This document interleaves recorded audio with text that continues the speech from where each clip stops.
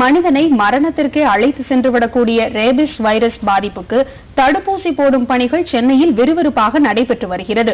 இம்மாதம் 28ஆம் தேதி உலக ரேபிஸ் தினமாக கொண்டாடப்படுவதை ஒட்டி இந்த நோய் குறித்த விழிப்புணர்வை ஏற்படுத்தும் வகையிலான செய்தி தொகுப்பு.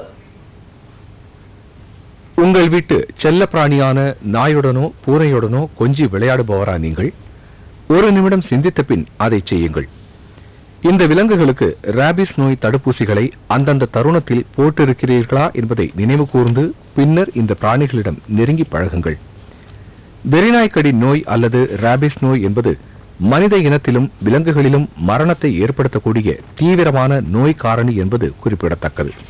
இது காடுகளில் வாழும் வௌவால், நரி, ஓநாய் போன்ற விலங்குகளையும் தாக்கக்கூடியது. இந்த நோய் தாக்கப்பட்ட பிராணிகள் கடிக்கும் போது அவற்றின் உமிழ்நீர் வாயிலாக இந்த நோய் மனித உடலுக்குள்ளும் தொற்றிக் கொள்கிறது.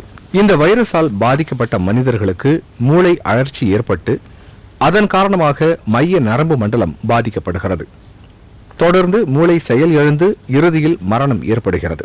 ரேபிஸ் எனப்படும் இத்தகைய வைரஸ் அதிகபட்சமாக 5 ஆண்டுகள் வரை மனித உடலில் எவ்வித பாதிப்பையும் ஏற்படுத்தாமல் நாளடைவில் மெதுவாக மனிதர்களின் மூளையை பாதிக்கும் அபாயமும் உள்ளது.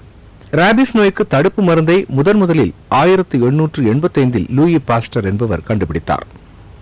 அதற்கு முன் இந்த நோய்க்கு மருந்து இல்லாத காரணத்தால் ஏராளமான மரணங்கள் நிகழ்ந்தன.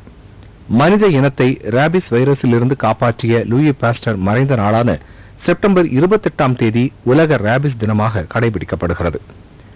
ரேபிஸ் நோயை முழுமையாக தடுக்கும் நோக்கத்தில் இந்த வைரஸால் நாய்கள் தாக்கப்படாமல் இருக்க பிராணிகள் வதை தடுப்பு அமைப்பான ப்ளூ கிராஸ் அமைப்பு தெருநாய்களை பிடித்து அவற்றுக்கு ரேபிஸ் தடுப்பூசியை போடுவதுடன் அவற்றின் மீது அடையாள குறியும் இடுகிறது. வீடுகளில் வளர்க்கப்படும் நாய்களுக்கும் இந்த வைரஸ் தாக்கும் அபாயம் இருப்பதால் இந்த செல்ல பிராணிகளை வளர்ப்பவர்கள் தாங்களே முன்வந்து கால்நடை மருத்துவமனைக்கு சென்று அவற்றுக்கு ரேபிஸ் தடுப்பூசியை போட வேண்டும் என்று ப்ளூ கிராஸ் அமைப்பைச் சேர்ந்தவர்கள் வேண்டுகோள் விடுக்கிறார்கள்.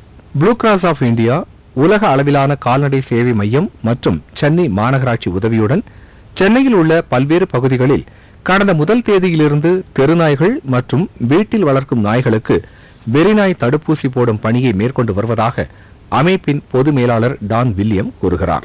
சென்னையில் எங்க டார்கெட் ஃபர்ஸ்ட் 3000 நாய்க்கு தடுப்பூசி போடுற மாதிரி இருந்தோம்.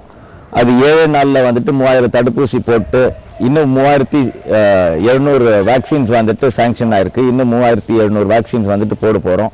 இது வரைக்கும் சென்னையில் 4000 நாய்க்கு தடுப்பூசி போட்டிருக்கோம். சென்னை மருத்துவக் கல்லூரி டீன் கனகசபை கூறுகையில், ரேபிஸ் வைரஸுக்கான தடுப்பு மருந்து அனைத்து அரசு மருத்துவமனைகளிலும் போதுமான அளவு இருப்பு வைக்கப்பட்டிருப்பதாக தெரிவித்தார். இந்த நாய்க்கடிக்கு இங்க சென்னை மருத்துவக் கல்லூரியில இருந்த ஜிஹெச்லயும் அரசு பொது மருத்துவமனையில் எல்லாமே மொத்தம் 5 ஊசி இருக்கிறது. அந்த கடியின் தன்மைக்கு தகுந்த மாதிரி ஒரு லேசான கடியா இருந்ததுன்னா 3 ஊசியே போதும். அதிக காயம் இருந்ததுன்னா அதுவும் மூளைக்கு பக்கத்துல முகத்துக்கு பக்கம் அருகாமையில் இருக்கும்போது 5 ஊசிக்கு செல்ல வேண்டும். அந்த 5 ஊசி முதல் கடித்தன்னைக்கு ஒரு ஊசி போட வேண்டும்.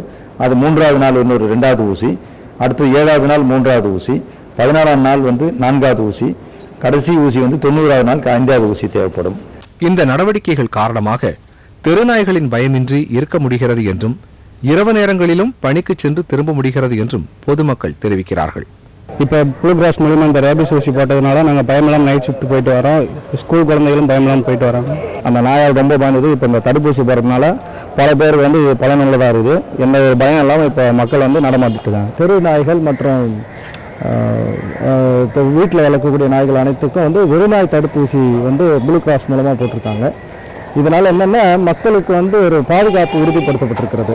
பொதிகை செய்திகளுக்காக ஒளிப்பதிவாளர் கே ராமுவுடன் ஆர் கார்த்திக்.